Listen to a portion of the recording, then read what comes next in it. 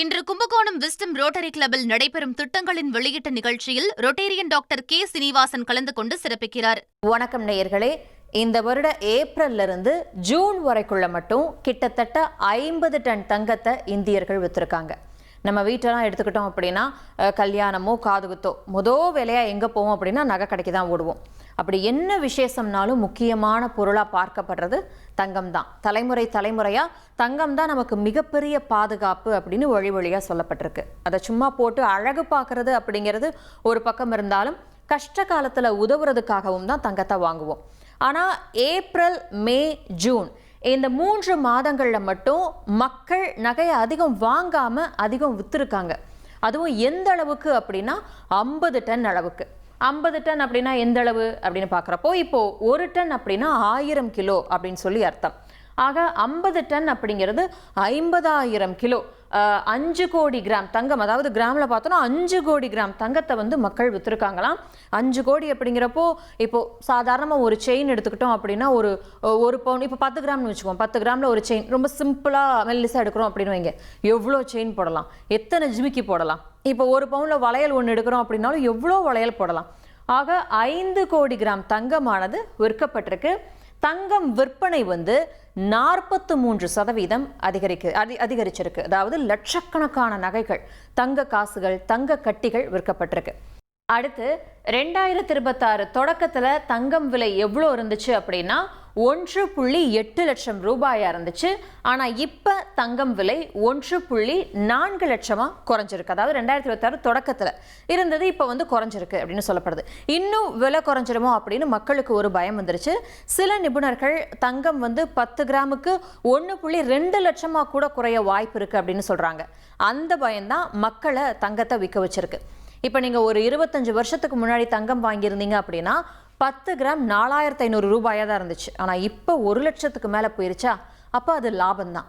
ஜனவரியிலலாம் 1.8 லட்சமாக இருந்தது அப்படிங்கிறப்போ இப்போ 1.4 லட்சமாக குறைஞ்சிருக்கு. 40,000 ரூபாய் இறங்கியிருக்கு. விலை குறையறதுக்கு முன்னாடியே லாபத்தை எடுத்துக்கணும் அப்படின்னு தான் மக்கள் வந்து தங்கத்தை வாங்குறாங்க. ஆனால் முன்னாடிலாம் பழைய நகையை மாற்றிட்டு அதுக்கேற்ற மாதிரி புது நகைகள் வாங்குவாங்க. ஆனால் இப்போ அப்படிலாம் கிடையாது. பணமாக கையில் இருக்கணும் அப்படின்னு சொல்லி மக்கள் விரும்புகிறாங்க. ஏன்னா தேவை அதிகரிச்சிருக்கு, செலவுகளும் அதிகரிச்சிருக்கு. லிக்விட் கேஷ் அப்படின்னு ஒன்று சொல்லுவாங்க. அதாவது உடனடியாக செலவு பண்ணக்கூடிய பணம்.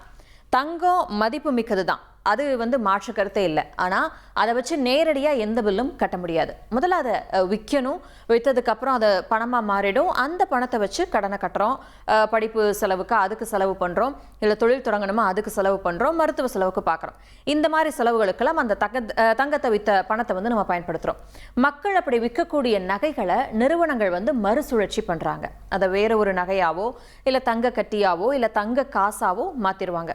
ஆக தங்கத்தை அதிகம் வெளிநாடுகள்ல இருந்து இறக்குமதி பண்றதுக்கான தேவை குறையுது. இறக்குமதிக்காக நம்ம செலவழிக்கக்கூடிய அந்நிய செலாவணி, அதாவது டாலரும் கூட நமக்கு மிச்சமாக்கும். இதன் மூலமா இந்தியா வந்து இறக்குமதி தங்கத்தை தான் பெருமளவுல சார்ந்திருக்கு.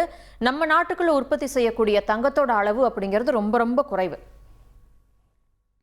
அடுத்து பார்த்தோம்னா இந்தியா வந்து தங்க இறக்குமதியில வந்து 2026 நிதியாண்டில் எவ்வளோ இறக்குமதி பண்ணியிருக்கு அப்படின்னா 6.8 லட்சம் கோடி மதிப்பிலான தங்கத்தை வந்து இறக்குமதி பண்ணியிருக்கு.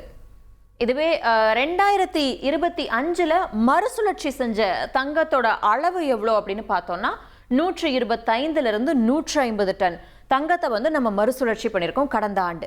இப்போ இதே மாதிரி நிலைமை போச்சுன்னா, ஏன்னா நிறைய பேர் விற்றுருக்காங்களே, நிறைய மக்கள் விற்றுருக்காங்க. 50 டன் அளவிலான தங்கமானது விற்கப்பட்டிருக்கு. அப்படிங்கிறப்போ அந்த நகைகள் எல்லாம் மறுசுழற்சி பண்ணுவாங்க. இதே வேகத்தில் போச்சு அப்படின்னா இந்த வருஷத்துல மட்டும் 200 250 டன் அளவுக்கான தங்கத்தை வந்து மக்கள் அதாவது இந்த அளவுக்கு மறுசுழற்சி பண்றதுக்கான வாய்ப்பு இருக்கு அப்படின்னு சொல்லி சொல்லப்படுது. ஆக இப்படி மறுசுழற்சி செய்யறதால நாம அதிகம் தங்கத்தை இறக்குமதி செய்ய வேண்டிய தேவை இருக்காது. மறுசுழற்சி செய்யப்பட்ட தங்கத்தையே திரும்பவும் நம்ம பயன்படுத்திக்கலாம். ஆக இந்திய குடும்பங்களில் வந்து இருக்கக்கூடிய தங்கத்தோட அளவு எவ்வளோ அப்படின்னு பார்த்தோம்னா எல்லாருக்கும் சேர்த்து நம்ம நாட்டில் இருக்கக்கூடிய எல்லாரும் வச்சிருக்க, பணக்காரவங்க, ஏழைங்க, இப்படி எல்லா தரப்பினரும் வச்சிருக்கக்கூடிய தங்கத்தோட மொத்த அளவு மட்டும் 30,000 டன் தங்கம் வந்து இந்தியர்கள் கிட்ட இருக்கிறதா சொல்லப்படுது. இது பெரும்பாலான தங்கங்கள் வந்து இதுல இருக்கக்கூடிய நகைகளா இருக்கட்டும், இல்ல தங்க காசுகள், பிஸ்கட்டுகள், இப்படி நிறைய வடிவங்கள்ல வச்சிருப்பாங்க.